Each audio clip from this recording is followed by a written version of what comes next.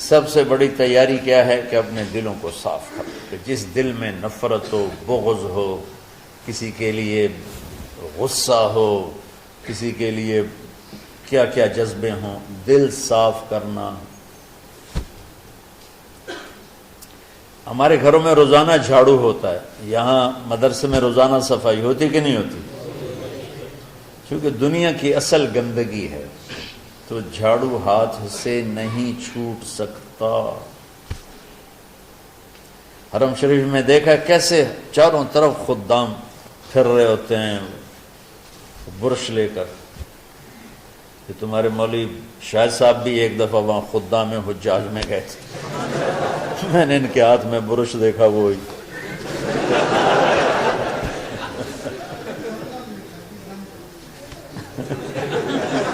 وہ حرم ہی ہے۔ کون سا سن تھا؟ 97۔ تو دل پہ غبار ایسے آتا ہے جیسے صحن میں غبار آتا ہے، دل پہ گندگی ایسے آتی ہے جیسے صحن میں آتی ہے۔ تو ہم نے نظام بنایا ہوا ہے، لوگ وہ کر رہے ہیں، وہ روزانہ جھاڑو دیتے ہیں۔ تمہارا دل ایک آنگن ہے، ایک صحن ہے، اس میں بغض، نفرت، حسد، پتہ نہیں کیا کیا گندگیاں آئیں گی اور آتی رہیں گی۔ بچوں ایک کام کرو، جھاڑو پکڑ لو، صاف کرو۔ یا اللہ معاملہ تجھ سے کرنا ہے، لوگوں سے نہیں۔ کسی نے برا کہا، کسی نے غیبت کی، کسی نے گالی دی، کسی نے دھکا دیا، کسی نے حق مارا، کسی نے کچھ کیا، یا اللہ تیرے سپرد میں نے اپنے دل کو سب سے صاف کیا، میں نے اپنے دل کو سب سے صاف کیا۔ یہ اتنی بڑی عبادت ہے کہ بڑے بڑے نفلوں والے، تہجد والے، حج عمرے روزے والے تمہیں نہیں پکڑ سکیں گے، کیونکہ اس کا کرنے والا دنیا میں کوئی نہیں۔ نفل پڑھنے والے تو بے شمار ہیں، عمرے کرنے والے بے شمار ہیں، علماء بے شمار ہیں، حاجی بے شمار ہیں، سخاوت کرنے والے بے شمار ہیں، لیکن اس ٹکڑے کو صاف کرنے والا لاکھوں میں ایک بھی نہیں۔ مشکل کام، آپ یہ سیکھ لیں، صاف کرو، صاف کرو، صاف کرو۔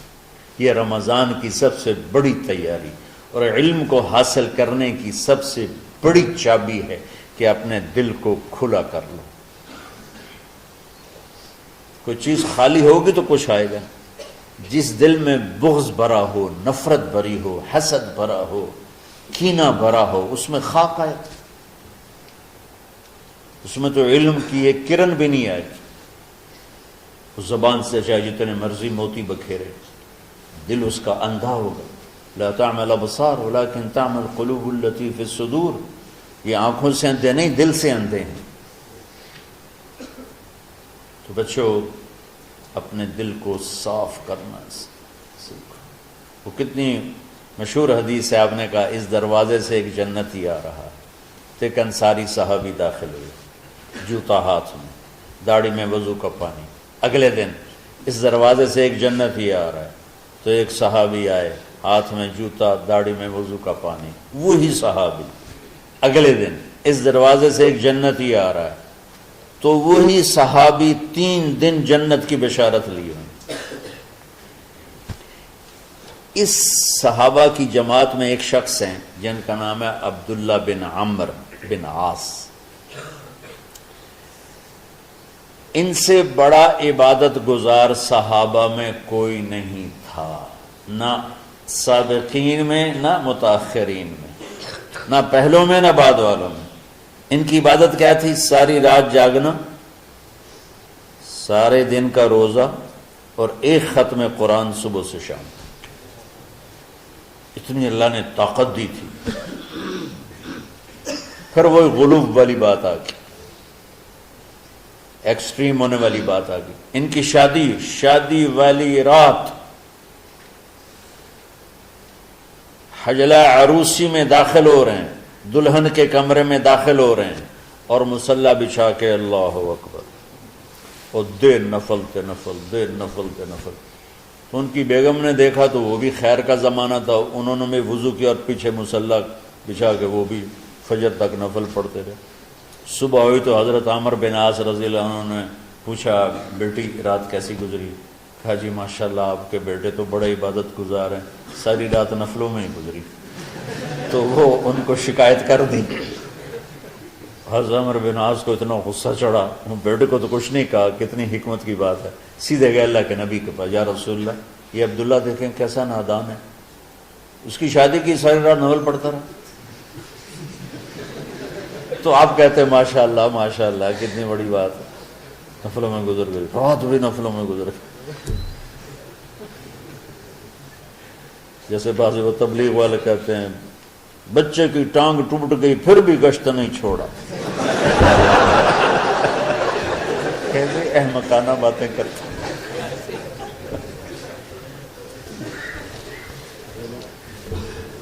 تو آپ نے حضرت عبداللہ بن عمر کو بلا کے ڈانٹا کہ تو نے مہینے میں 3 دن روزے رکھنے ہیں، بس نہیں رکھنے،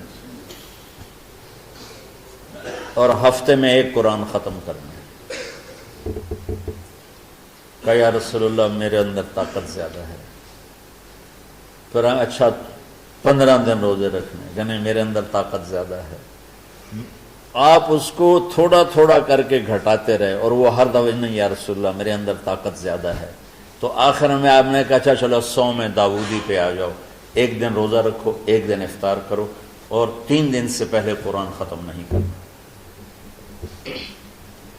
تو آپ نے اس کو پیچھے کیا۔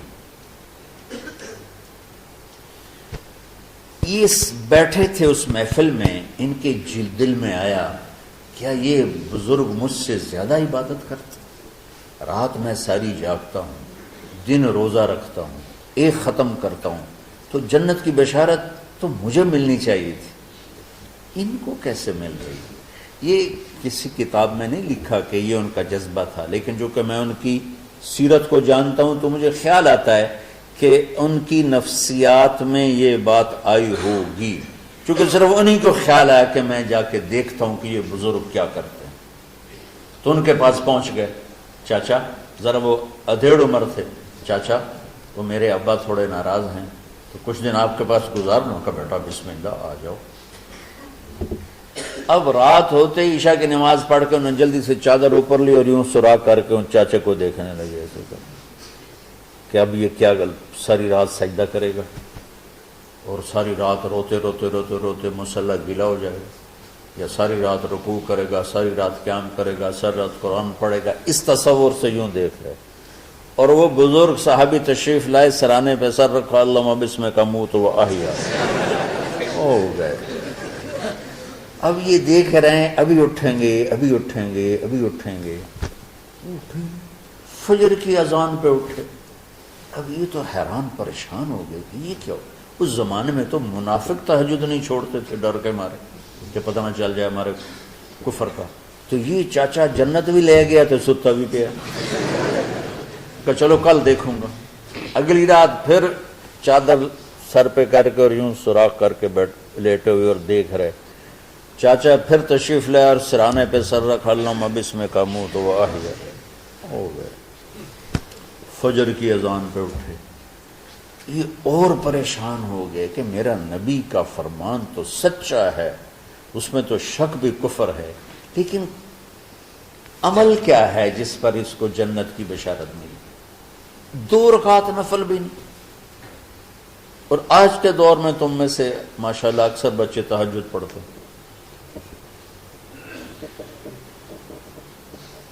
کہ 1 رات اور دیکھوں گا، تیسری رات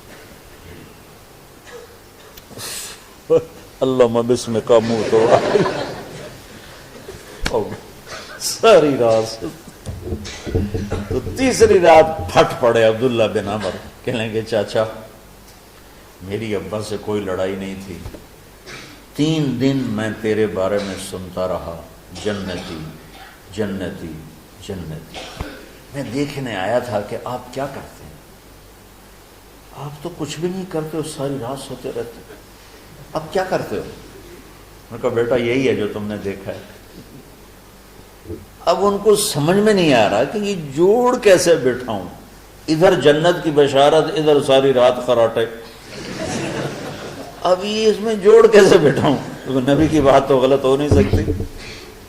تو اب وہ نا ایسے نا بڑے بے دل سے ہو کر واپس مڑے، پتہ نہیں کی چکر ہوئے گی کوئی گل۔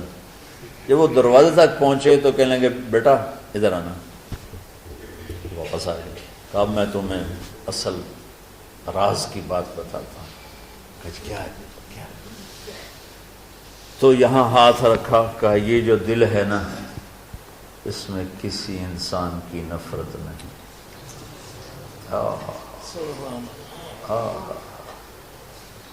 اور جب اللہ کسی کو رزق دیتا ہے، عزت دیتا ہے، مجھے کبھی حسد نہیں ہوا، مجھے خوشی ہوتی۔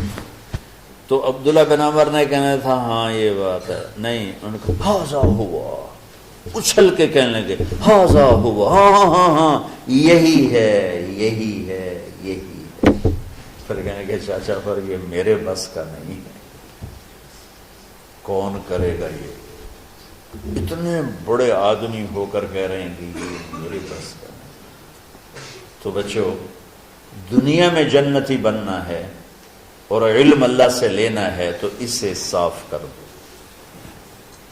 سب کی نفرت سے۔ سب، اس نے مجھے یہ کیوں کہا، اس نے مجھے یوں کیوں دیکھا، اس نے میرے بارے میں یوں کیوں کہا، اس نے میرے بارے میں یہ کیوں لکھا۔ جس کی تعریف ہوتی میری کتنی برائی ہوتی، صرف تعریف تو نہیں، بھرا پڑا سوشل میڈیا مجھے گالیاں دیں۔ اللہ کے فضل سے میرے دل میں ایک ذرہ کے برابر کبھی کوئی منفی جذبہ نہیں آیا، آئے تو میں دھو کے صاف کر دیتا ہوں۔ یا اللہ میں نے اپنے دل کو صاف کیا، میرا معاملہ تیرے ساتھ ہے، کسی کے ساتھ نہیں۔ یہ یاد، رمضان کی سب سے بڑی تیاری، علم کے حاصل کرنے کا سب سے بڑا ہتھیار آپ کو بس یہ نہیں کہ تمہیں کتابیں یاد ہو جائیں، تمہیں اشعار یاد ہو جائیں، میں کتابوں کا حافظ تھا جب میں پڑھتا تھا، اور دیوانوں کا حافظ تھا اشعار کا، تو کچھ بھی نہیں یاد رہا، چونکہ وہ پڑھائی والے راستے پر چلا نا، اللہ نے تبلیغ میں چلایا، پھر بیماریاں آ گئیں، مصروفیتیں آ گئیں، تو وہ مطالعہ ہی ختم ہو کے رہ گیا۔